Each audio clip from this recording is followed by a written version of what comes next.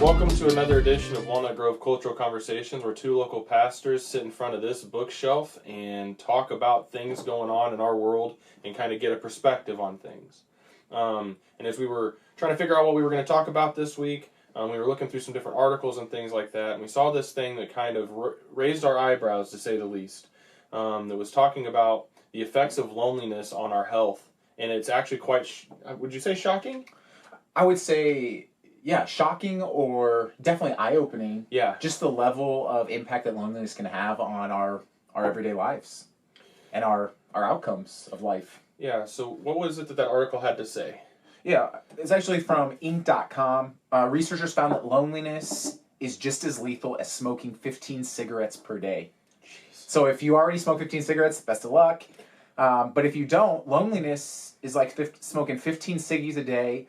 Lonely people are 50% more likely to die prematurely than those with healthy social relationships. And they had a host of reasons. They said some of it is relationships provide immunity. Yeah. Having relationships help kind of balance out some of the emotional, physical, just everyday stress that comes, and it leads to a higher risk of chronic disease and heart disease. And I don't think it's surprising that the real world corresponds to what Scripture has called us to do from the very beginning, right? Which that's the argument of Christianity, is that our worldview actually corresponds to what you need in life. Yeah, there's like this thing. It's a kingdom principle, right? There's this kingdom principle of community and life together, and how those things work and how to do them best. You could sum up a lot of the law in just that, right? What does Jesus say is the number one law that wraps it all up? Love the Lord your God. And the second is like it, love your neighbor as yourself. Yeah. And I think that there's something interesting there of God gives these laws to the Israelites and then passes down these things through the covenants of the Bible that talk about relationship over and over and over again. And the thing that he does for Adam, right? It is not good that man should be alone, and he from his bones creates Eve. And I think that there's something about that is so foundational, but one of the amazing things about the kingdom principles that you see in the Bible is that there's a deeper truth that actually shows, hey, not only is this the right way to live, but it actually has other benefits on top of that. You know what I mean? Yeah. And that, again, that's kind of what I was going to, is this idea of kingdom principles are actually the best principles for us. Yeah. That Christianity's claim, I remember one author said, this is the best way to live. Yeah. Not because your mommy and daddy told you so, not because the religious right is hitting you over the head with the Bible or whatever stereotypes are out there, but this is actually what it corresponds to your humanity. Yeah. And it is interesting when you go back through Scripture and you kind of watch the laws, right? At the Exodus, Mount Sinai, God gives, 613 laws? Sure. Right? This 600 plus laws. Yeah. And you watch as we get closer and closer to Jesus, and the laws become less and less and less boiled down, summarized, paraphrased, finally encapsulated by those two great commands. And both of them are relational. Yeah. You can't love God in isolation. You can't love God, your neighbor as yourself, in isolation. Yeah. Both require interaction. You to be open to God, and you to be open to the people around you. Yeah. And so when we try to make Christianity a purely private, a purely subjective experience, we actually stop fulfilling the laws of Jesus. You know, I was at a Bible study yesterday morning, and we were talking through 1 Peter chapter 5, I think. And very impactful. Yeah. Well, I can't remember the verses. And what ends up happening in there is talking about how the devil is like a roaring lion and he's waiting, but resist and the devil will flee from you. And what was interesting about that passage is I said, what Peter is doing here is he's talking to a group of people. Our temptation as Americans this individualistic society is to interpret our spirituality, interpret the Bible as it's me doing it by myself. But what Peter is doing, he has a completely different framework for how he's thinking, and he's saying you will be established as in the church, and as you people gather together who are hearing this letter, it's a collective, not a individual person sitting down. Yes, I think quiet time is important, but one of the things that you see how many people could actually read in the church that he was writing that to? I don't know. But what I'm saying, that's one of the interesting things of that is our temptation is to always individualize things. Right. And you think about how we do this. Think of a few examples. Every wedding you've ever gone to probably has had 1 Corinthians 13 in there, the love chapter. Mm-hmm. And the irony of that is that chapter is not written to a couple about to get married, a bride and groom or a bridezilla or whatever. Yeah. It's written to the church. Yeah. And by the way, you read these epistles and you say, okay, what is the application for me? Great. But what you have to realize is that it was first written to a church, and then it was a moving letter. It was taken from one church to another, to another, to another, so that all the churches could be encouraged by these words. It's a circular letter. Yeah. Most of the time. Right? And Paul even says in places, he says, hey, take this letter over here, and then take it over here. The book of Romans, right? He's like, hey, you're the runner here. Phoebe, go and take the letter to the people. Yeah. And so Aaron's right, man. We try to individualize something that's corporate. Yeah. Right? We make faith individual when it's collective, right? Yeah. And there's an individual choice to follow Jesus, but it brings you into a body where each part is essential. Yeah. And each part comes together to form one full organization, or organism, really. And one of the things I think that's interesting is this website, or this, whatever you want to call it, article, blog, whatever this thing you want to call it.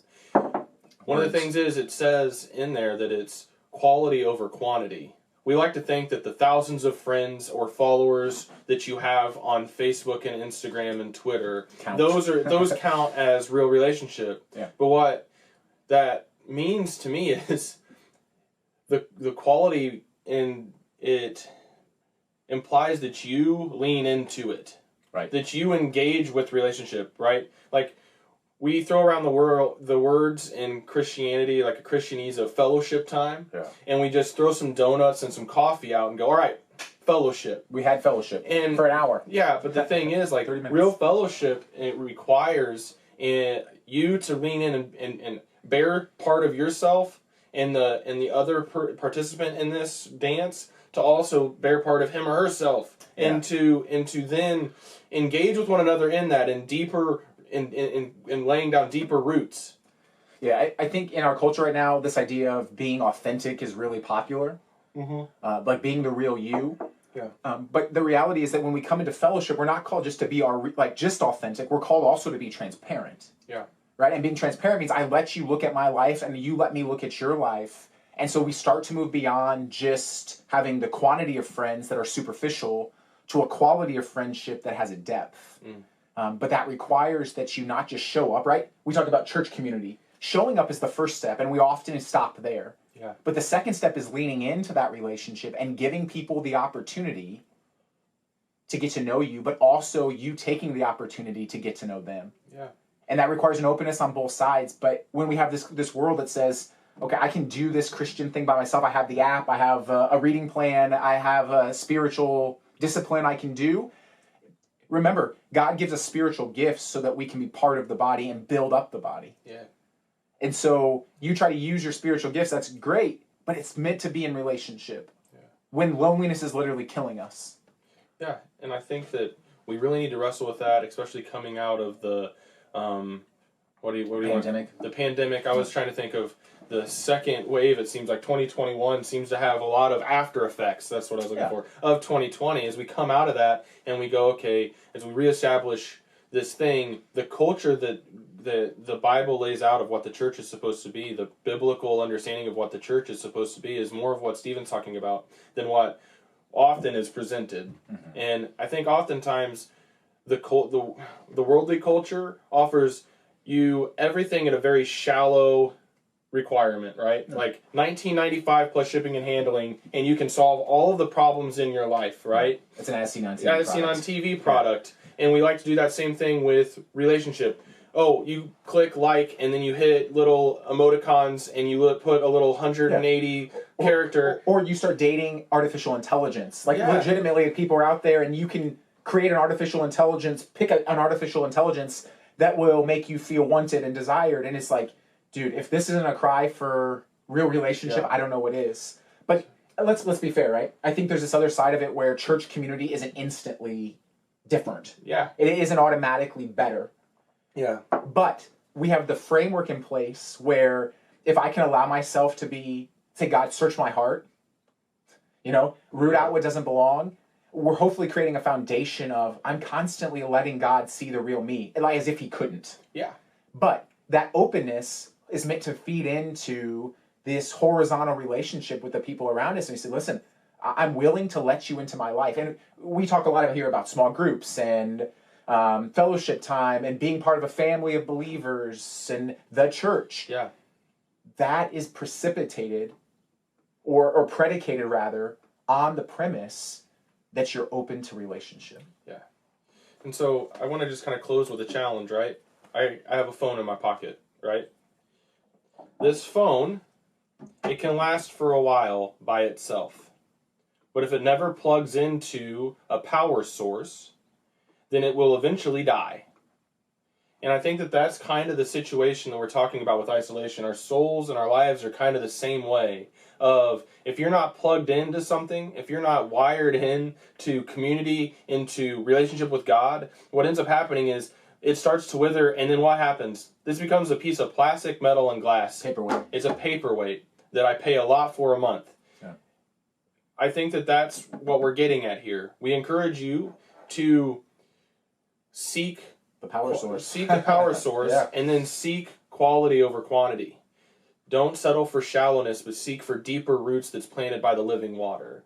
And that's what we're challenging you here today. And we really, if you're struggling with isolation, if you're struggling with being alone, know we're here. I know that this is being filmed before and it's uploaded, but know that we are here. Yeah, we're always open. Within reach. Yeah, we are. We're a DM, we're a text message, we're a phone call, we're a voicemail away. Yeah. Whatever you guys need, we seriously care about this. And so feel free to reach out to us if that's something you're struggling with, and know that you are loved and that there is a possibility for something deeper and better than what you've had been sold to you, I guess. Yeah. So with that said, we'll see you next time on another edition of Walnut Grove Cultural Conversations. We'll see you next time.